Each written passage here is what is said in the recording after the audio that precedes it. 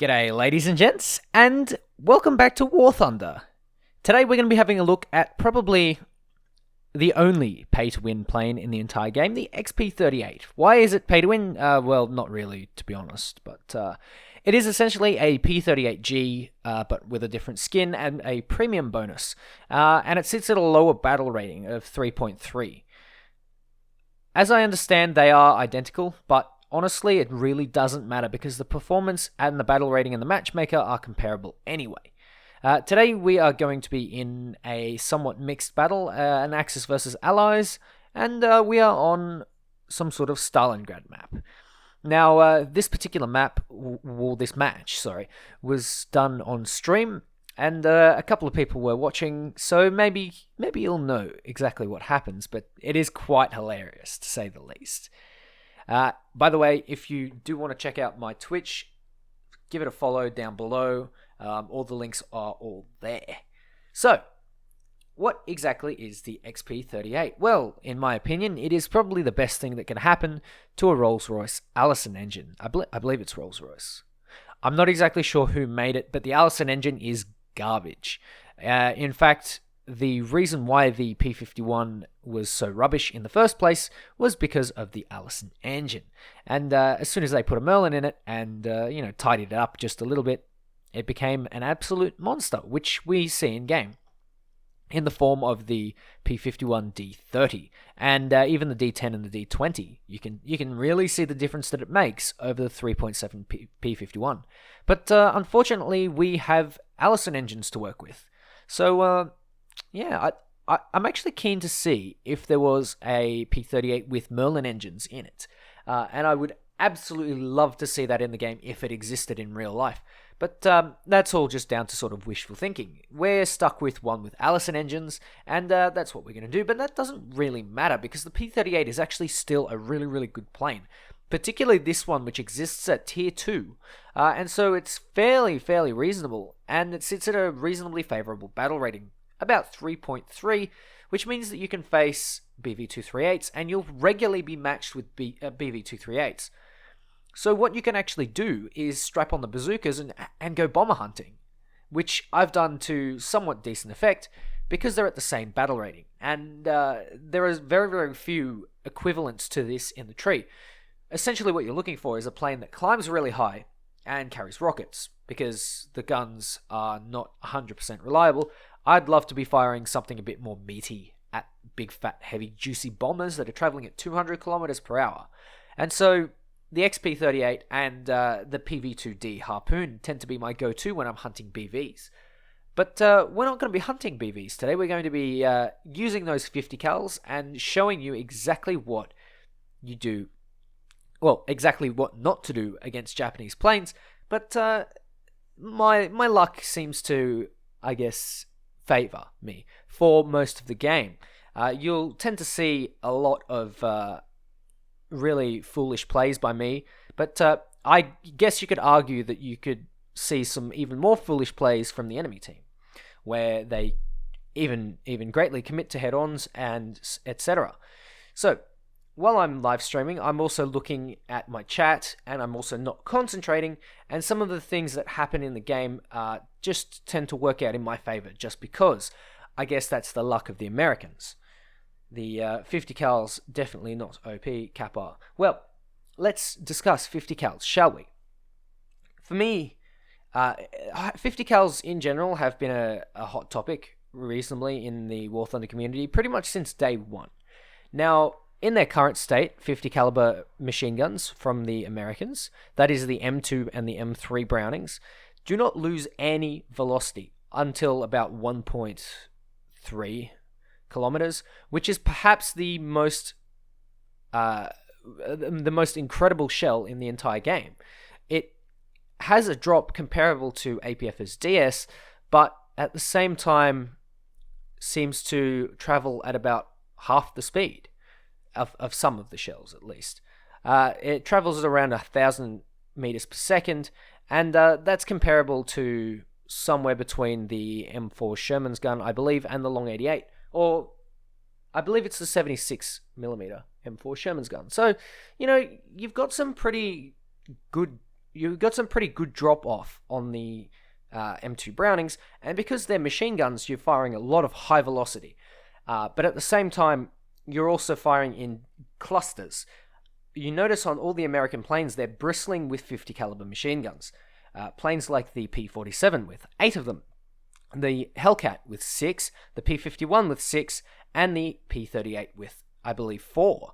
Now, the P-38 gets them all in the nose, and they're nice and concentrated. The P-47 can pretty much just spray to the ends of the earth because it's got 3,000 rounds of ammo across 8 guns.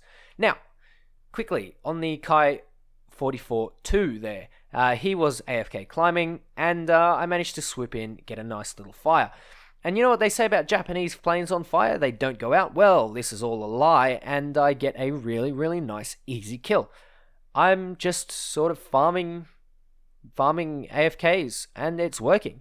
Now, with the P-38, you can see those Allison engines may actually not be as bad as I first made out to be, because I'm very, very easily breaking away in a zoom climb away from that Kai 44, and the one thing that the Kai 44 does really, really well is steep climbs. Now, I see myself a Kai 21, and I think, should I go for it? But end of the day, I decide to roll over and re-engage the Ki 43. Now, one of the things that the P-38 tends to do reasonably well is high-speed boom and zoom. And if you can bait enemies into traveling slow and turning a little bit, well, you can actually get some nice kills. And you can see there, I got an extremely lucky fire.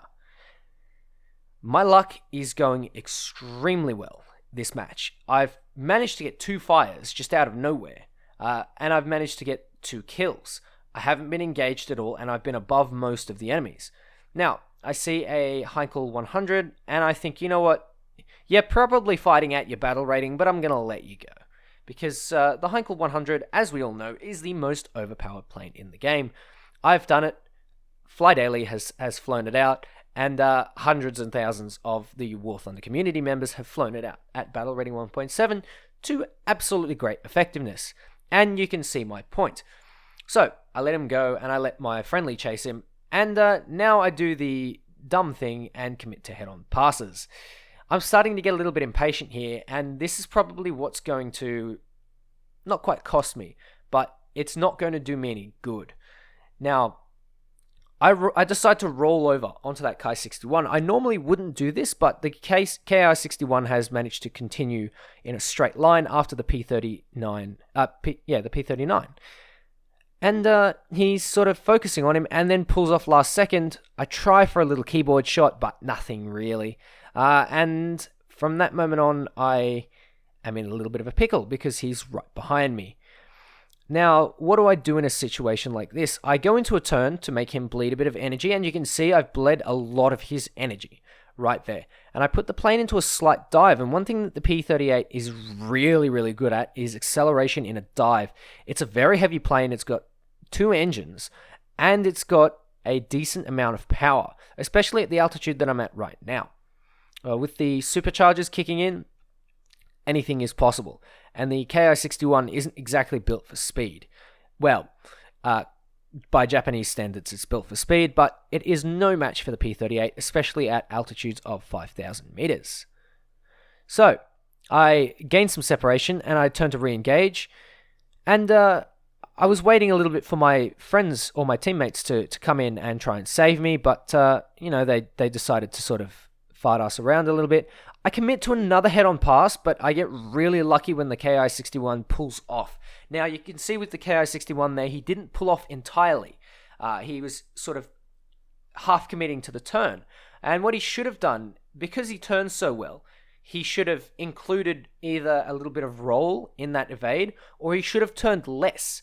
Now, it may seem stupid to turn less, but what he's done is he's turned so far that he's put himself right back in front of my guns, and that's given me a really clean advantage and an ability to shoot him down. So, if you're flying planes that turn really well, make sure that you don't overturn, because then you're going to end up putting yourself in the front of very, very vicious, perhaps, guns, such as MG151s from BF109s, and 50 cals from P47s and P51Hs, and P38s as well. So, what are we doing now? I've got an engine leak because I committed to a head-on pass. I've done a dum-dum.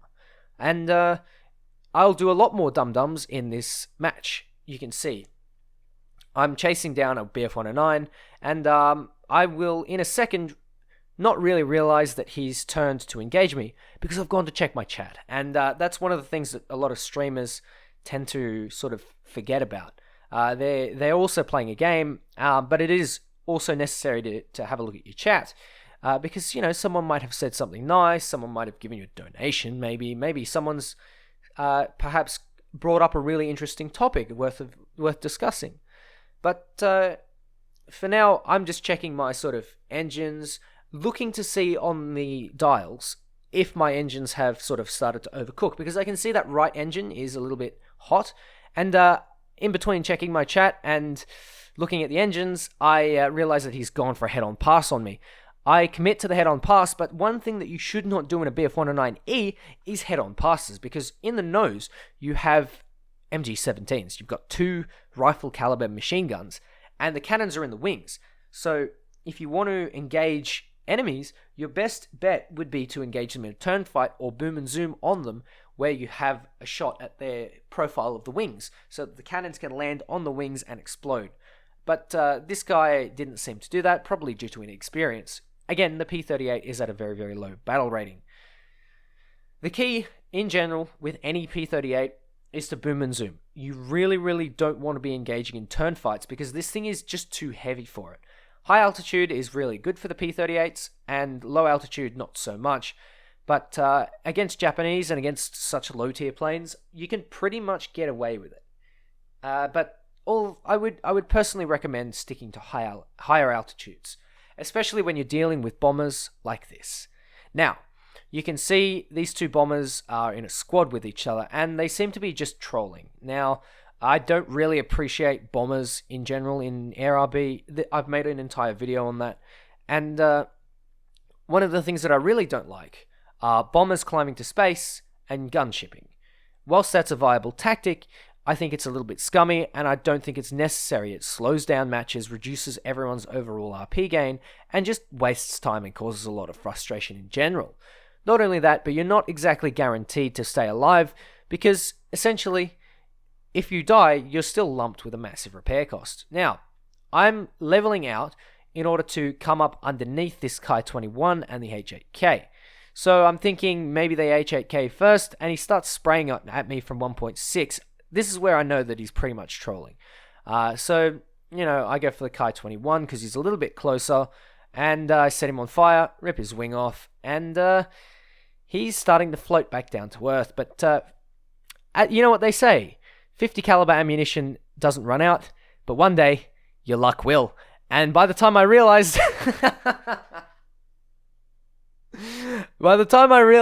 that the Kai-21 was coming in, I had collided with his wreck. This is some 200 IQ plays, and this goes to show that even experienced players do make mistakes like this. You may see me crash into the ground or whatever, but this is probably one of the worst mistakes that I made, and on stream as well.